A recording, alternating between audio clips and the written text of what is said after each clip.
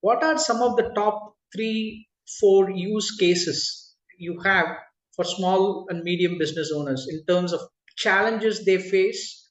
And you also have legacy CRMs available in the market, right? So, why there is no fit for the legacy CRMs for small businesses, and how you're addressing this gap? Can you share some 3, 4 very specific use cases?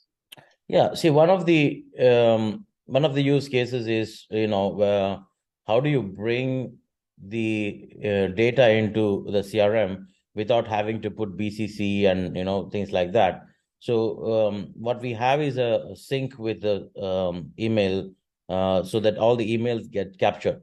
Now, many CRMs have that feature. The problem is not with having that feature. The issue comes when you want to hire, say, for example, a remote employee somewhere, and then you don't want him to access all the current deals going on and all the emails associated with it, and you want to have a kind of a hierarchy system. So the legacy systems allow for this, for enterprise in their enterprise plan, but then it's very hard and complicated to implement as well, right? So they make it so that they get the consulting charges, the implementation costs, fees, and maybe a CRM administrator and things like that.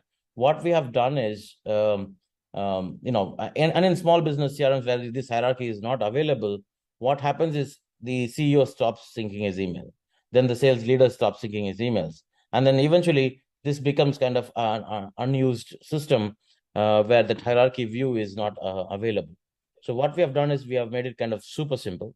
It takes like 5, 6 seconds to set up who reports to whom. You just drag and drop in an organization chart, and then say how much visibility should be to this people. And also, things like that. And for example, today, companies are doing business in multiple currencies, right? So if you're in Switzerland, you might have Swiss francs plus euro, and maybe dollar as well. And you don't necessarily need to be a very large company to do multiple currency dealings. So this feature, for example, is an enterprise plan feature, right? And multiple teams, multiple languages. So there are a lot of things that people, for example, custom fields. Many small businesses don't realize when they enter into a deal with the CRM that they will need these things. So as they discover their needs, to forecast, to have a little bit of control, they realize that, okay, we have been slowly upgraded towards the enterprise plan. So that's what we are trying to do, that like we have two types of customers, right? One is customer who is already stuck in a small business CRM, and he's looking at a legacy CRM and then says, okay, is there some other alternative? They come to us.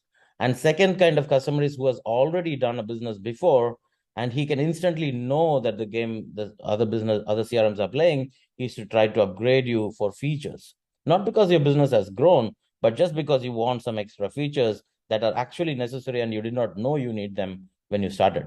So everybody's trying to push every customer towards their highest play plan, right?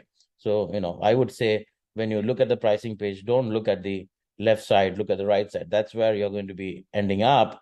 And most probably it's a trick of, you don't have this feature, you don't, you need to keep on upgrading.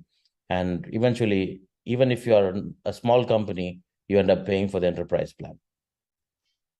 Okay, so there is a clear differentiation in the way you approach uh, sales CRM, particularly in terms of pricing, right? So, what I've understood from you is, as you build your product, you're also driven by philosophies like very particularly about the pricing.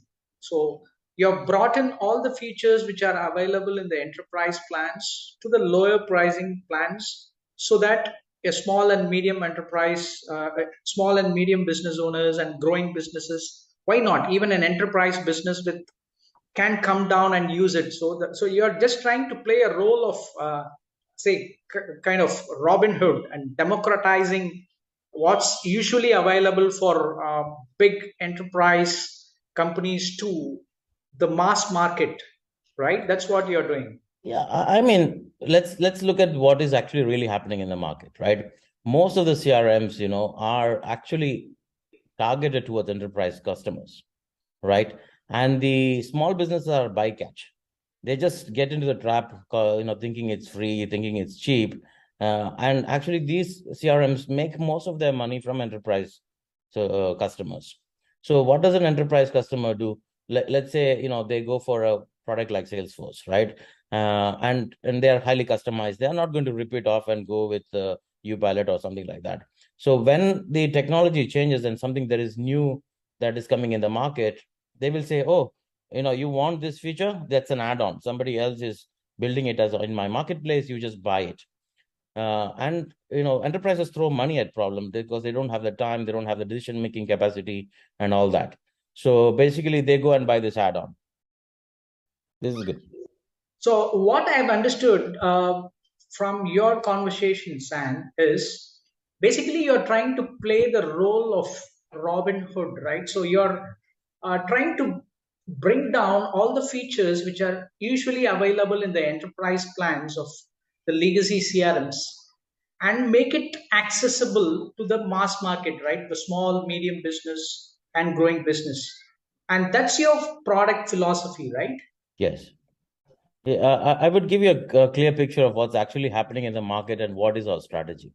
So, most of the CRMs that are, really doing well and established in the market, they cater to the, let's say, the Fortune 5,000 companies, right? That's where their actual revenues come from. And, somebody with a 20, 50 user business is not really going to move their needle. They are not really going to cater to them. But then still these big companies launch their CRM saying it's free, it's cheap and all that. But what they're targeting is to take the enterprise customer who will pay for the enterprise plan, which has features that require for your business to grow, whether you're big or small. But they won't make it available for small businesses. So these small businesses become a bycatch of their when they're hunting for whales, right? All the small businesses get as a bycatch because they call it free, and then they go into this trap. But they don't get the features because they can't pay that high price. That's one. And second is, technology keeps on shifting, and you need to have the CRM evolve. So what these big CRMs are doing is that instead of building those features into the CRM, they create a marketplace and then say, okay, anybody can come and build features here.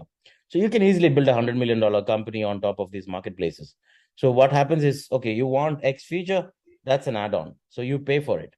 And who doesn't mind paying? Enterprises, right? They don't want to rip off what is already there, the legacy CRM, and they just throw money at problem. And then this makes these CRM companies cash rich. But that's, not every business is VC funded. Not every business is, super cash flow company. There is, we believe, at least a few 100,000 companies in the world that care for their money, right? And they also have figured out how to grow, and they realize the need for forecasting and things like that, which is actually in the enterprise plan. So our CRM is built for those companies, right, who understand this gameplay of the market and wants an alternate solution that gives them the predictability, the growth of predictability of cost, still getting all the features they benefit from, and a CRM of the future, in the sense that if these CRMs had actually evolved, instead of just throwing products as add-ons from marketplace, it would have been a different CRM today, right? You would be able to do sales, marketing, and support on a single product with all the enterprise features, everything available. That's where we are going. So in the long run, what we want to do is create the sales CRM as best as possible with the most important add-on features included as the product, bring the enterprise plan features to everybody, and the price changes based on your size of your team, not because of the feature you want, right? So it's not like so basically what we are trying to do is do that and then keep on adding additional modules of marketing and support. So eventually you can do all the three things regardless of your size of the team, using a single product, because people are now talking about platform, in a single platform. That is because you are not changing the core product. You're just adding add-ons to it, and people are happy to pay. But if you had to engineer something new, it would be actually a one product where you could do sales, marketing, and support at a very reasonable and predictable price. And that's what we are trying to build. So you're trying to build everything as a core product rather than having add-ons, right? That's the core product philosophy you have, Yeah, right? I mean, not everything should be an add-on, right? So, for example, in the legacy CRMs, email sync is an add-on, right? You want to have a sequence of emails going out, or if you want to have make some phone calls, those things are just purely add-ons, and everything is charged for, right?